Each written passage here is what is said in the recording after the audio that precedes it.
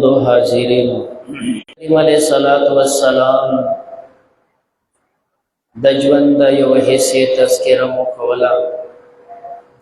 چې د پیغمبر علیہ السلام ژوند هر کال باندې هر میش باندې مختلف واقعات او حالات مخه تراغلي دي. یو طرف ته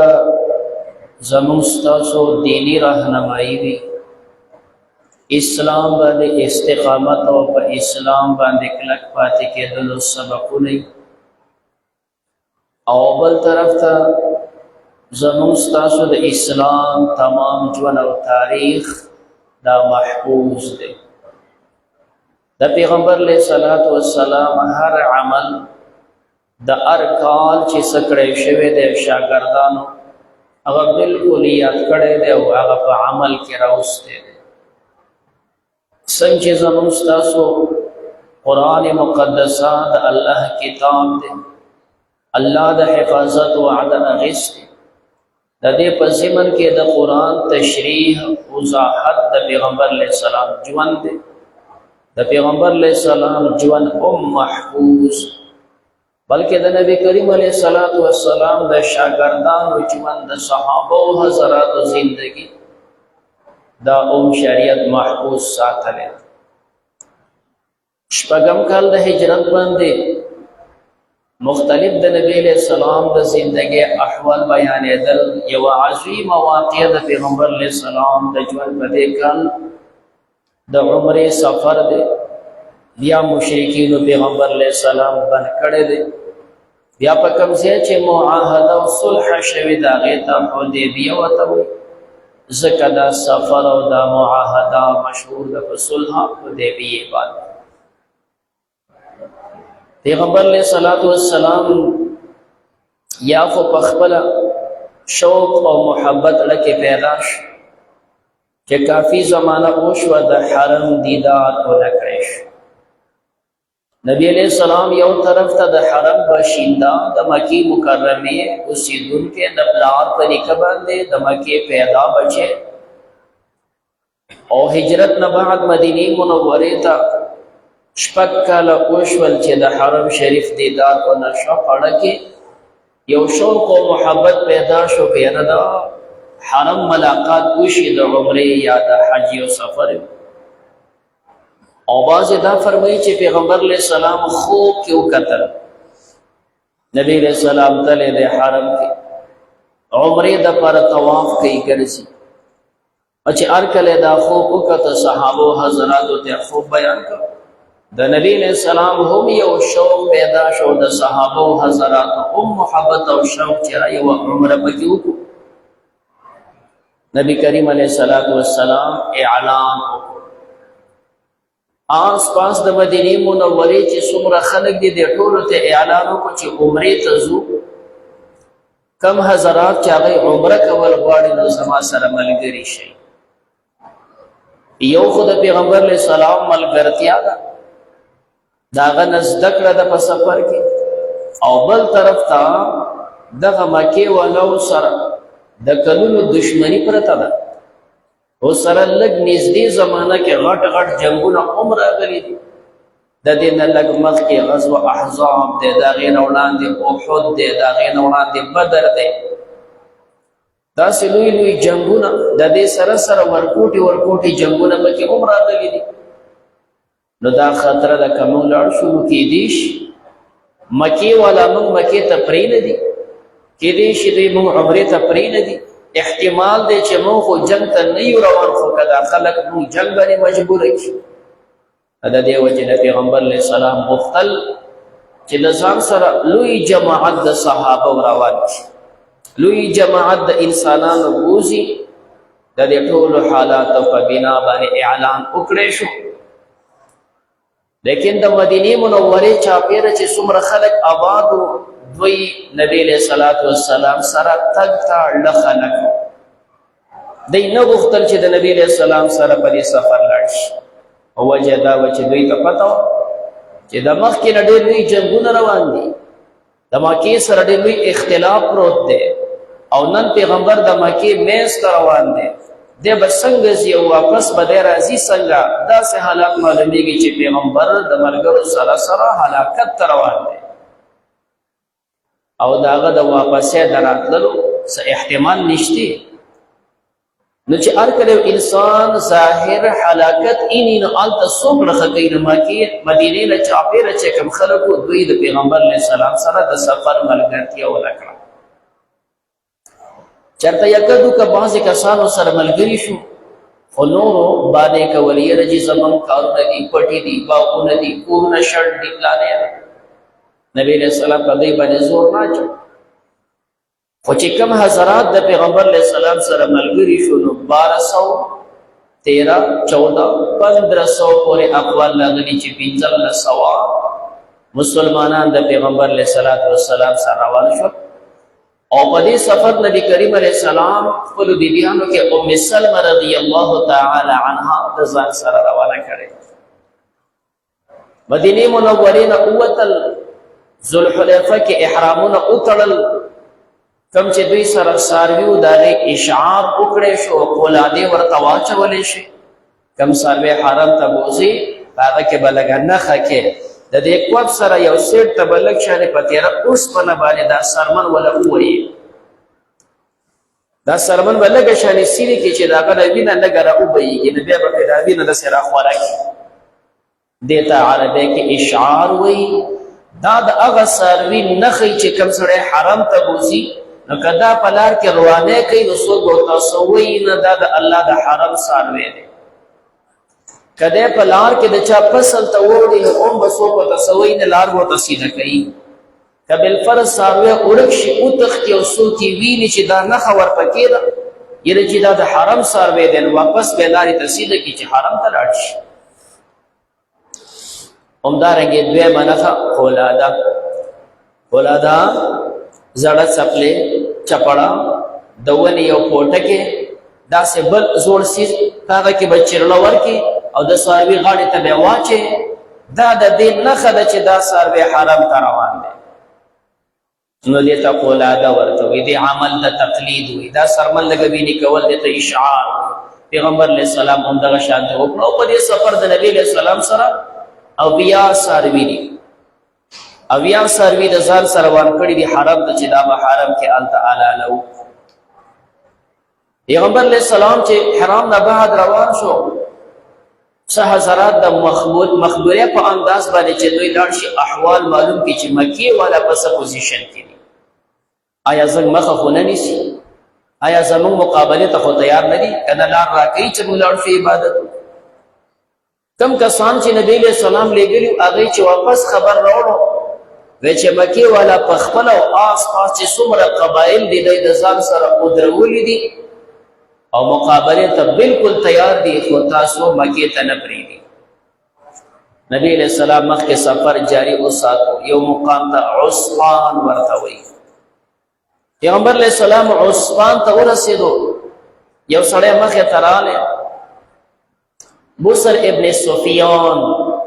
یا بشر ابن سفیان، عام حضرات بصر ابن سفیان ذکر کوي، دا مخې ته راغلی. نبی کریم علیه السلام د سره ملو شو، د ورته د مکې تمام حالات بیان کړ. ورته وی چې د مکې باشندگان چاپېره چې کوم قبایل دي دا غونډ یو شوي دي او په زیتوا کې فوج برابر کړی، په زیتوا کې ناست. مکې مکرمې نه چې سړی مدینې منورې ته ځي د حرم شریف جماعت مخکې هلته نه ورسېدلی. اوس حرم شریف جماعت بالکل دې غر ته رسېدلی دی. د مدینې په لاره باندې چې کوم غر دی دې ته جبل کعبه ورته وایي. اوس هغې ته د حرم شریف جماعت رسېدلی دی. دغه غر ته به جبل کعبه وي چې د مدینې نه به رالې دا غر سر ته به داسې چې راوختې نو حرم شریف لاندې نو حرم به ترې نه ښکاره کېده، نو دلته به دې ته به جبل کعبه به ورته وي. او د دې جبل کعبې نه چې اخوا واوړي د غر نه ښکته کوز شي دې ته زیتوا ورته وایي. اوس ورته جرول وایي. نو دغه زیتوا چې د دې غر نه اخوا دا زیتوا د مکې تمام فوجونه را جمع شوي دي، په دغه ځای باندې ځان له مرکز برابر کړی، ټول په انتظار ناست. او حضرت خالد ابن ولید رضی الله تعالی عنه لا په اسلام مشرف نه دی، دله یو دسته د فوج ورکړې ده او د مدینې په دې لار باندې لږ مخکې راغلی، هلته ورته پاټک ایښی دی، دی هلته ناست دی. نو بصر ورته وی چې خالد صاحب سره دومره کسان دي، هغه مخکې ناست دی، لارې ورته نیولې ده او د دې نه په شا باندې په زیتوا کې تمام فوجونه راجمع دي، هغوی هلته ډېره لګولې ده، خو تا پرېږدي نه. نبی کریم علیه السلام وفرمیل دا قریش څه چې کوم دی جنګونو ته بډې والي دي. اخیر قریشو په تاسو څه شوي د مکې والاو چې تاسو صرف جنګونو ته تیار یې؟ آسان علاج دا دی چې تاسو ما نورې دنیا ته پرېږدئ. که چېرې دا نوره دنیا په ما غالب شو، زه ختم کړم، نو قریشو ستاسو مقصد حاصل شو. او که زه په دوی باندې غالب شم او د الله دین وعده ده چې الله به د خپل دین غالبوي، د الله وعده ده چې زه به خپل دین غالبوم، نو چې په نورو عربو باندې دا دین غالب شي، نو قریشو خو تاسو ته اسانه لار ده، په اسان به دین ته راشئ. خو په دې نه پوهېږم چې ولې د مکې دا قریش همیشه دپاره صرف جنګ ته تیار دي. نبي کریم علیه السلام لږ مخکې سفر وکړو، نو چونکې دا لار خو ډایرکټ چې مخکې راځي، په دې سړک درته خالد ناست دی، شاته فوجونه ناست دي. پیغمبر علیه السلام وفرمیل څوک داسې شته چې داسې لار ورته معلوم وي چې موږ د دې لارې نه بچ کړي او په بله لار باندې موږ ورسېږو مکې ته چې هلته خپله عمره وکړو. د اسلم قبیلې یو سړی و، هغه ورته وایي چې ما ته لارې معلومې دي، وایي راشه ته مخکې شه دا راښایه. کومه لار چې د مکې او د مدینې ده، دا لارې پرېښود او نبي کریم علیه السلام مسپلې سیټ ته روان کړو. غرونو په دې منځ کې درې وې، په هغه درو کې غټ کاڼي وو، دا لار آباده نه وه، شاړه لار وه. صحابه حضرات ډېر په لاره کې تکلیف کوم شول، خو په دې باندې د ویستو بل یو طرف ته واړو چې کوم دی هغې ته سنیة المراره ورته وې، ډېرکې و، هغه ډېرکې باندې چې ښکته راکوز شي، دا د حدیبې ورکوټې بسکي او کلی دی او دلته اوبم دي، د اوبو ته حدیبیه وایي او دا کلی مسما دی په حدیبیې باندې. پیغمبر علیه السلام چې دغه غرونو د دې کاڼو نه د دې ګټو نه راووتو، صحابو حضراتو ته وفرمیل وایي استغفر الله ونتوب الیه، استغفار وایي، توبه وباسئ. صحابو حضراتو غونډ وی استغفر الله ونتوب الیه. نبی کریم علیه السلام وفرمیل د دې مثال داسې و لکه څنګه چې بني اسرائیلو ته الله ورته وفرمیل تاسو دې ښار ته ورننوځئ، دا ښار به دله درکوم، فقولوا حطوة حطوة، تاسو دا وایئ الله زموږ ګناهونه معاف کړي، وسنزيد المحسنین، نیکي کوونکو ته به زه نیکیانې ډېرې ورکړم. هغه خلکو په دې باندې عمل ونه کړ. د حطوة په ځای باندې وایي حنطة، موږ له غنم راکړي. پیغمبر علیہ السلام وی زمون دا سفر پشان د بنی اسرائیلو د هغه سفر دی، وای چې کوم دی نستغفر الله ونتوب الیه. صحابه حضراتو اته کلمه به استغفر الله ونتوب الیه. کله چې نبی کریم علیه السلام سنیة المراره حدیبیې ته راووتو، خالد صاحب خو هلته په بله لار کې پاتې شو، دی خو د لار وړاندې بله بچ کړه، هغه واپس راغی، خپلو ملګرو ته واقعه بیان کړه چې پیغمبر علیه السلام خو په بله لار باندې لاړ، بیا دوی دې بلې مخې ته راووتل. نبی کریم علیه السلام چې سنیة المراره نه راکوز شو، په لار روان، اوښه په ځای باندې کېناسته. نبی علیہ السلام په دې سفر کې قصوه اوښه باندې سور دی، اوښه په ځای کېناسته. صحابو حضراتو اوښه په لختو واله پاسولې، هغه نه پاسېدل. دوی فرمایي خلعت القصوه، قصوه اوښه لټه شوله، یو څاروی کار کې هغه کار نه پرېوځي، نه چې دی پنچر شو، دی لټ شو، په یوه کې غویه پرېوته. وی خلعت القصوه، قصوه چې کوم دی هغه لټ شو، نه پرېوته د مزل نه. پیغمبر علیہ الصلوۃ والسلام وفرمای وما خلعت القصوى وما ذلك له بعاده، نه خو لټه شوې ده او نه د هغې دا عادت دی چې دی د ډډه ولګي یو څه دی، نه عادت دی او نه لټه ده. البته حبسها حابس الفیل، کوم ذات چې د آتیانو والا بل کړي و هغه ذات اډر دی، اوښې ته اوښه مخکې نشي تللی. کوم ذات چې ابرهه بل کړی و اصحاب الفیل، نو اقا شانت دا الله اډر د اوخې ته نو اوخ هم مخکې نشي تللی هر کله چې دا د الله اډر د اوخ ته مخکې نشي تللی الله مې دې قسم که دا قریش نن زما سره څه مطالبه کوي خو چې په هغه کې د الله د حکمونو بې حرمتي نه وي د بیت الله بې حرمتي نه وي چې دوی را باندې څه شرطونه ږدي زه به هغه منم ځکه چې الله اوښه بنده کړه مخکې تګ معلومېږي چې خیر پکې نشته چې دوی څه شرطونه را باندې لګي هغه به زه منم پیغمبر علیه الصلاة والسلام دغه موقع باندې ملګرو ته وویل خپلې ډېرې واړوئ حدیبیه په دې بیابان باندې ډېرې واړوئ څه حضرات راغلل د الله پیغمبر تاسو په داسې ځای باندې ملګري کوز کړه په داسې بیابان باندې مو ډېره واړوله چې دلته خو اوبه هم نشتې او په سوونو خلک دي دلته د اوبو یو کچ غوندې کوی دی یو ډنډ دی هغه وچ شوی دی پای کې خو اوبه نشتې نبي کریم علیه السلام والسلام خپل د تیرکش نه غشی راویست وی دا واخله او دا ویسه په هغه اوبو په دې کوی کې دا نال کا نبی کریم علیہ السلام دا غشی ورکړه یا براء ابن عازب رضی الله تعالی عنه ته هغه چې کوم دی یوړو او دا غشی پکې نال یو قول دا وراجح چې معلومیږي دا ناجیه ابن جندب اسلمی دی ناجیه ابن جندب اسلمی دا هغه د پیغمبر ملګری دی چې دا کم ساروی دوی حرم ته روان کړي د دې سارو منتظم دی دا ساروی انتظام دی کوي نو چونکې د انسانانو اوبه یو طرف ته خو د څاروو د اوبو خو ضرورت دی نو بیا د هغه څاروو انتظام د سره دی نو ځکه درخواست هم ده کړی یاره چې اوبه نشتې د پیغمبر علیه السلام ول هغه شی ورکړو دا ویې صاحب په دې کوی کې نال کا لږ ورته انتظام کا بچې غشی نال کو اوبه را جوړ شول راوخت د ټولو تېنه اوبه وڅښلې دا تکړه سړی و دا چې کوم د څاروو انتظام یې کوو هم دې څاروو کې هغه اوښ دی چې کوم په بدر کې د ابو جهل اوښ و دی چې اغستی دی هغه اوښ ورپکې دی کله چې دوی دلته ایثار شول اوښان خو رابند شول هغه ډېر ورانکارې اوښ کوم چې د ابو جهل هغه ډېر په ناز او په نخره باندې ساتلی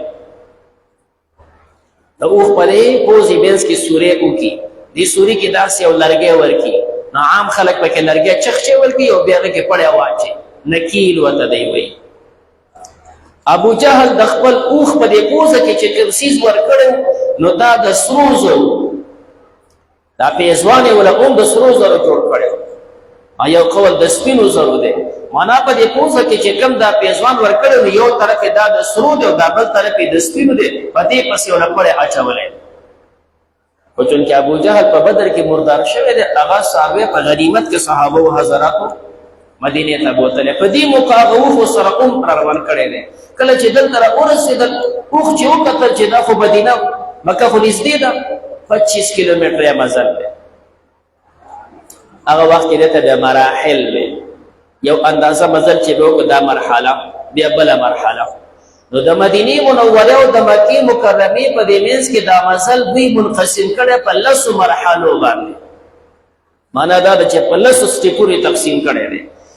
د مدینې نه چې راځي حدیبیې پورې دا 9 سټیپه مزل دی او د حدیبیې نه مکې ته چې راځي یو دی معنا پیغمبر علیه السلام د مدینې نه 10 حصې مزل کړی دی په 10 کې 9 حصې مزل کړی 9 مرحله یو مرحله پاتې ده دلته مشرکینو بل اوښ چې دا حالات وکړه چې اوښ اوس نږدې شو په مخه باندې اوښ وتښتېده لاړ مکې ته خدا کم چې پیغمبر علیہ السلام په دې څاروو مقرر کړی دی منتظم ناجیه ابن جندب اسلمی نر سړی و اوښ مخکې او دی ورپسې پسې منډې اوښ لاړ چې کوم دی ان مکې ته ورسېد او د ابوجهل کور ته ننوت او په هغه غوجل کې ودرېد ځان یې خپل ځای ته ورسو ناجیه سې پسې نیغ هلته ورسېد او هغه ځای کې د مهاره ونیو پسې راویست د مکې خلک راجمع شول که دا خو زموږ د نواب صاحب اوښ دی دا خو د ابوجهل اوښ دی چې کوم د خپل ځای ته راورسېد واپس یې بوځي دوی پسې راجمع شو جینۍ ته راکوټله او دوی څنګه نه راکوئ نه یو بل سره چې خبرې ترخې شولې ابو سفیان ورته ووې اوښ وله ورکئ دا ټیک دی چې اوښ خو د ابوجهل دی ستاسو د ملک او د خان صاحب اوښ دی ولې څه پسوال یې ده نه اخیستې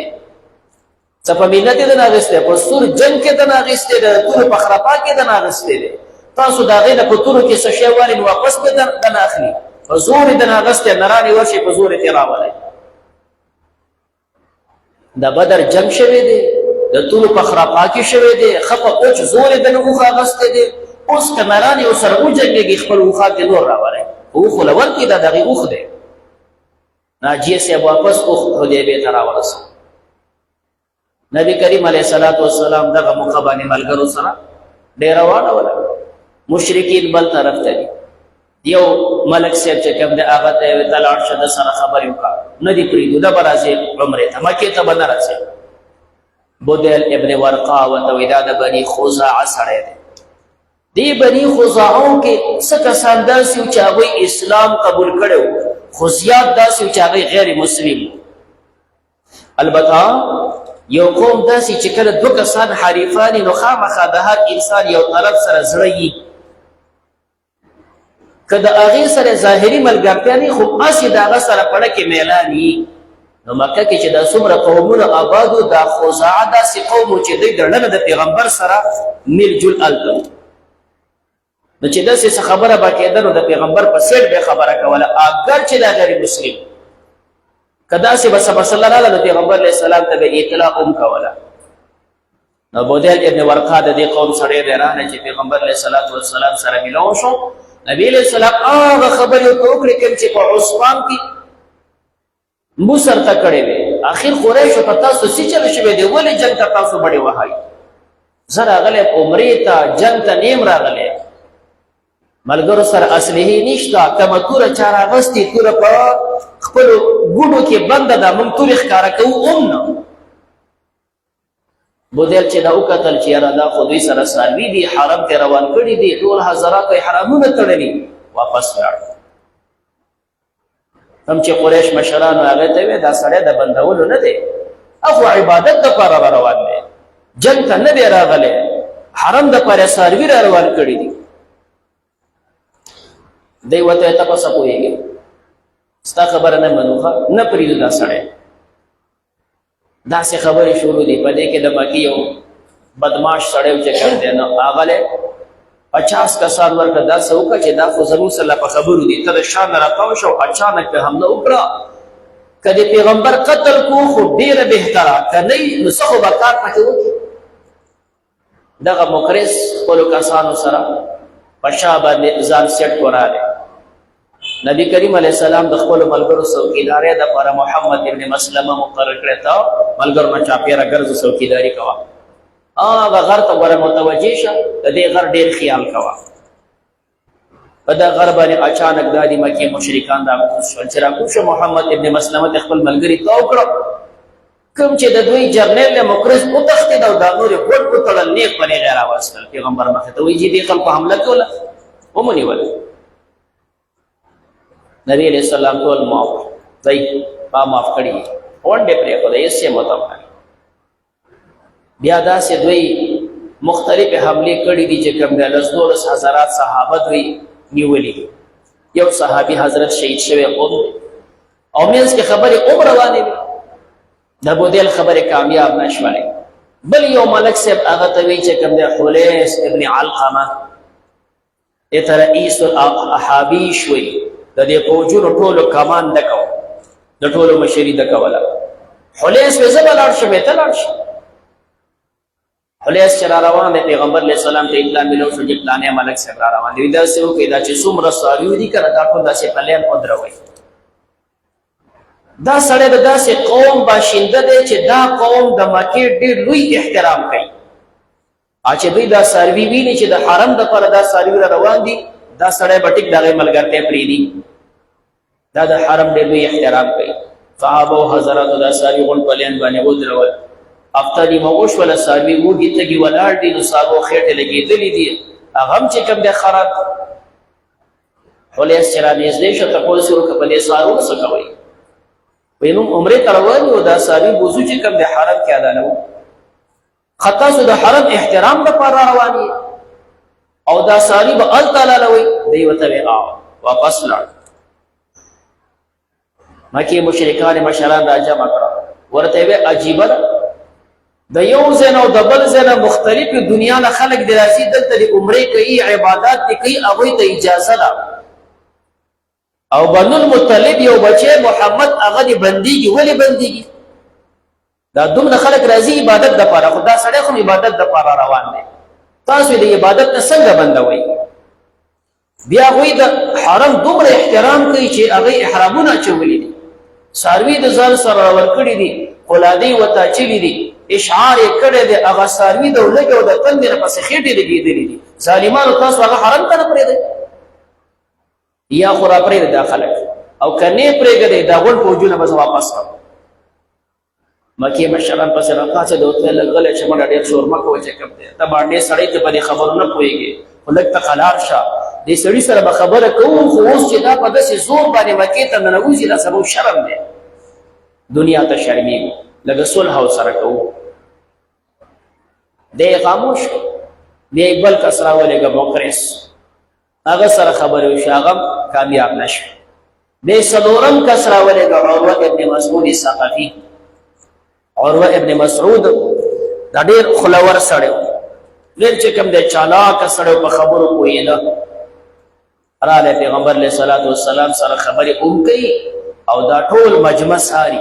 چې د پیغمبر سره دا ملګري دي څومره او دا ملګري خلک یې څنګه دي د جنګ خلک دي او که نه هسې سرونه دي د پیغمبر ملګرتیا کې څنګه دي دا ټول حالات ساري پیغمبر علیه صلات وسلام سره ودرېد ده ورته محمده تا چېرته داسې یو کس لیدلی دی چې د خپل قوم نه یو سړی بیل شي او د انګا بنګا خلک راجمع کړي واپس دې راولي او خپل قوم پرې برباد کړي تا چې دا خلک جمع کړي د مکې دا خلک بربادوي وایي دا مکې خلک ستا رشته دار ستا قوم نه دی او په دې خلکو باندې مه نازېږه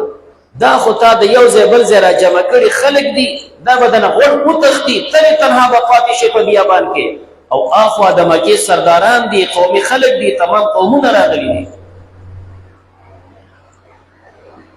ابو بکر صدیق رضی الله تعالی عنه را مخې ورته ویل د خپل بت شرمګا وروي دا چې ته ورته ګورې دا د پیغمبر ملګري دا د تیښتې خلک دي دا د انګا بنګا خلک دي دا د پیغمبر داسې ملګري دي چې یو کې نه هزار کرتې ځان قربانوي دا د تیښتې خلک نه دي د تیښتې خلک تاسو یې تاسو به وتښتئ خو دا د تیښتې نه دي عروه ابن مسعود راته وایي دا څوک دی وایي دا ابوبکر صدیق دی ابن ابي قحافه دا هغه بچی دی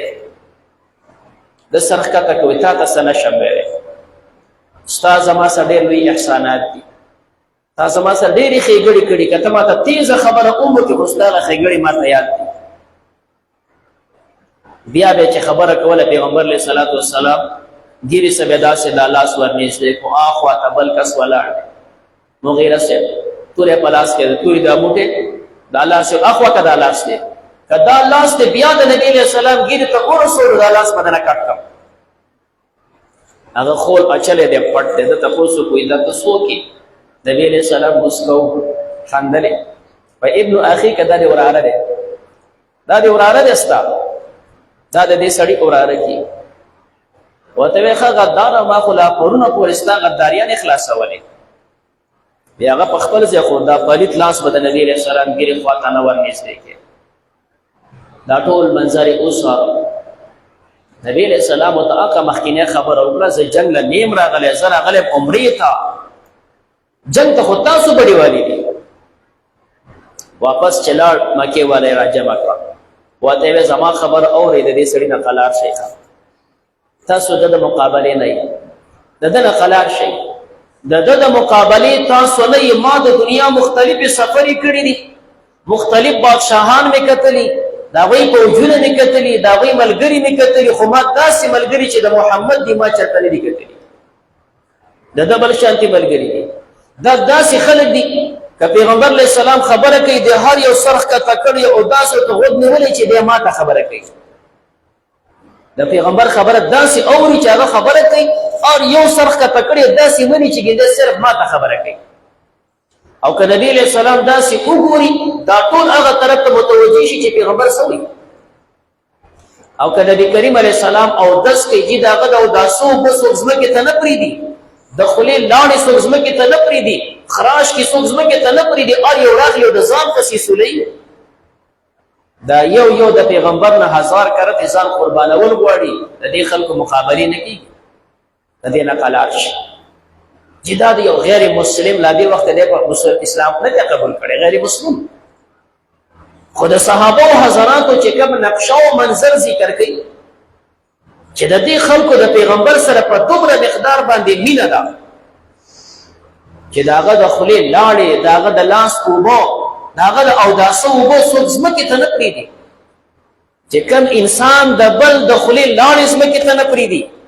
د بل د لاس اوبه ځمکې ته نه پرېږدي دا انسان به د هغه ژوند څنګه ځمکې ته پرېږدي د پیغمبر علیه الصلاة والسلام ملګرو د نبی علیه السلام دین سنت په خلی نو یاد کړی ښه چې موږ په خلی یادو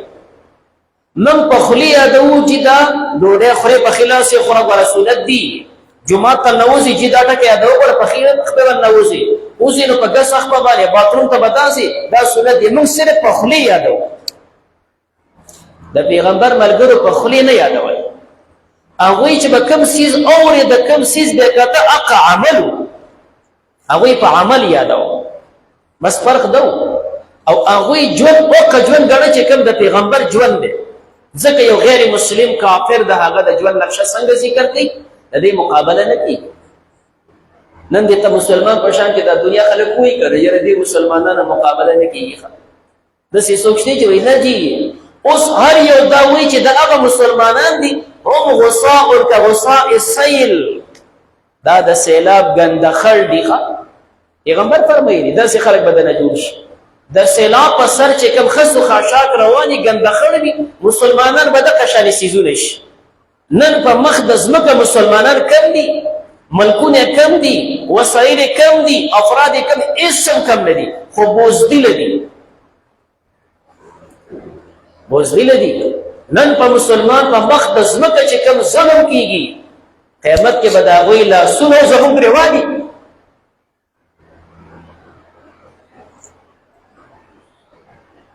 موږ بوزدل یو چې د هغه مسلمانانو امداد نشو کولی دا هر یو ملک د مسلمان هر فرد د مسلمان تمام دا بوزدله بې غیرته جوړ شوي رانه چې هغه مسلمانانو باندې په مخ د ځمکه چې هر ځای کې ظلم کیږي دا وی بلاسونه یې چې زمونږ به ګریوان وي د بیت المقدس اواز او زمونږ به غوږونه وي هغه زمانه خو دا وه چې د مسلمانانو مقابله نه کېږي نن زمانه دا ده چې مسلمانان د سره شتې نه د سره انسانان دي نه داسې خسو خاشاک دي وجه د هغوی جرأت دا وه چې پیغمبر سره مینه وه د پیغمبر د سنت سره مینه وه د پیغمبر د ژوند او د شریعت سره مینه وه ژوند یې دغه ګڼو موږ د هغې نه بعید تللي رب ذوالجلال دې موږ تاسو ته خپل دین محبوب کړي الله ته زموږ نه رضا شي د نبی کریم علیه السلام سنت ژوند موږ ته محبوب کړي زندګي د هغه په زندګۍ ښایسته کړي اخره خاتمه زموږ په ایمان کې صلی الله تعالی